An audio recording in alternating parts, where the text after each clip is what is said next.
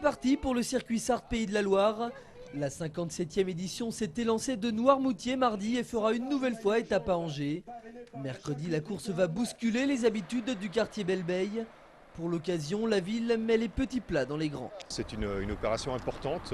On a plus d'une cinquantaine d'agents qui sont mobilisés toute la journée demain, dès 6 h du matin pour installer, vous voyez derrière nous, l'arrivée des deux étapes, à savoir l'étape Ancenis-Angers qui aura lieu aux alentours de midi, et puis le contrôle à montre qui tournera dans le quartier de Belleveille et la Technopole, un peu sur le territoire de Beaucouzé, tout l'après-midi entre 14 h 30 et 18 h demain après-midi. Donc barriérage, signalisation, circulation avec les policiers municipaux et la police nationale, donc effectivement sur des moyens assez importants.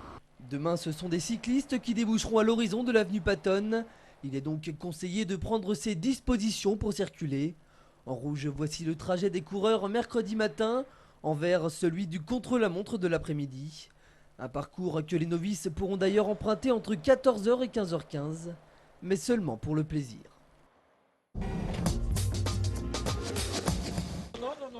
La tête de liste du MoDem qui représentera le Grand Ouest aux élections européennes, Sylvie Goulard, est venue à Angers aujourd'hui pour rencontrer les acteurs du pôle du végétal et de la profession viticole.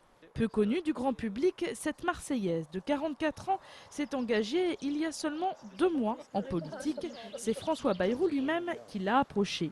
C'est toujours très compliqué, l'Europe, nous sommes 27 États membres, donc il faut toujours y aller avec une certaine modestie. Je ne dis pas que je connais tout et que je vais tirer toutes les ficelles, simplement j'ai peut-être 15 ans d'avance sur certains autres. Car cette femme, énarque de formation, est en quelque sorte une professionnelle de l'Europe. Elle a ainsi participé à la réunification de l'Allemagne en travaillant au ministère des Affaires étrangères et a été conseillère politique de Romano Prodi lorsqu'il était président de la Commission européenne. C'est quelqu'un qui connaît très bien les réseaux européens, donc qui est susceptible d'être un avantage pour notre région. Puis je crois qu'aujourd'hui on a besoin de renouvellement, de gens ou de femmes de conviction qui portent ce renouvellement et qui portent les projets. Porter des projets, qui plus est au niveau européen, en remplissant une fonction d'eurodéputé, un statut qui séduit totalement Sylvie Goulard. L'heure est vraiment décisive pour l'Europe. Les Français ne se rendent peut-être pas compte, mais la crise mondiale actuelle appelle, de la part des Européens, une action commune. Nous avons des enjeux devant nous qui sont énormes, qui sont de maîtriser la globalisation, d'éviter que la planète se détériore à cause du changement climatique. La liste du MoDem est constituée, leur campagne peut donc commencer. Les élections européennes auront lieu dans 2 mois, le 7 juin.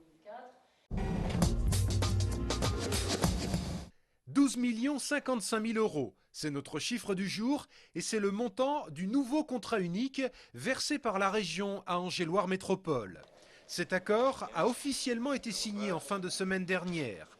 En clair, la région des Pays de la Loire s'engage à verser cette somme sur 3 années pour financer divers projets. On privilégie la dimension liée aux besoins du territoire avant de privilégier la procédure administrative ou politique. Car c'est bien là l'originalité du concept. Plutôt que de répondre au cas par cas aux demandes des communes, la région ne verse qu'une seule somme à l'agglomération. Charge à elle ensuite de ventiler cette enveloppe entre les différents projets de son territoire qui fédèrent plusieurs communes. C'est ainsi que le précédent contrat a permis de débloquer 2 millions d'euros pour la station d'épuration de la Baumette. Même chose avec le pôle culturel de Buchmen, actuellement en construction, qui s'est vu attribuer plus de 230 000 € de subventions. Certains maires qui étaient partis sur des projets communaux ont vu l'intérêt financier à s'unir avec d'autres maires pour faire des projets intercommunaux, ce qui a amené une progression du système dans l'intercommunalité. Depuis décembre 2004, 79 contrats de ce type ont ainsi été financés par la région, ce qui représente une enveloppe globale annuelle d'environ 80 millions d'euros. L'enjeu, redonner le sourire à Sandrine, 47 ans et souffrant depuis une dizaine d'années d'une paralysie faciale.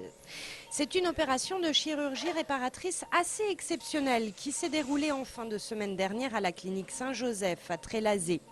Pendant près de 5 heures, 3 chirurgiens, angevins et nantais, ont appliqué une technique de pointe en matière de chirurgie maxillofaciale afin de rendre vie au visage de leurs patientes.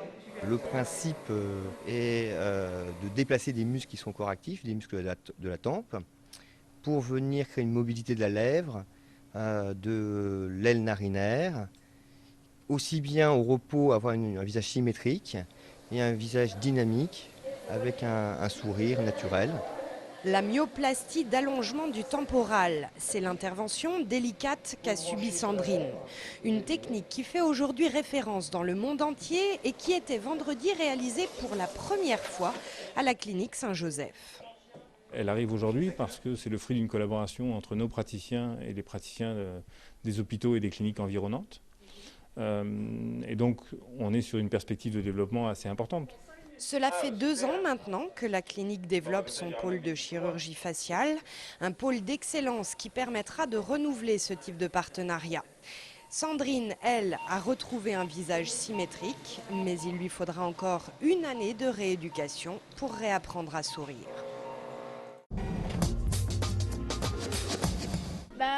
Je suis venue cet après-midi pour voir du hip-hop. Le hip-hop, c'est une danse qui permettait de ne pas avoir de bagarre dans les rues, pour éviter les conflits et pour se défouler un peu. Très lasés toujours, mais cet après-midi, les enfants ont profité de leurs vacances pour s'initier auprès des meilleurs à la plus grande des danses de rue. Une rencontre programmée dans le cadre d'Émergence, un festival qui en ce moment fait la part belle aux expressions urbaines. Les valeurs fondamentales du hip-hop, c'est des valeurs d'ouverture, des valeurs de tolérance, des valeurs de paix, de connaissance. Donc c'est que des valeurs super positives, presque des valeurs humanistes on peut dire. Et donc je pense que c'est des valeurs qui sont vraiment respectées par les acteurs de terrain en fait, du hip-hop, donc les danseurs, les beatboxers qui arpentent les trottoirs, les salles de spectacle et tout. Donc là, en l'occurrence, le vrai hip-hop, il est là, très lasé cet après-midi. 5, 6, 7, 8. Ça va ?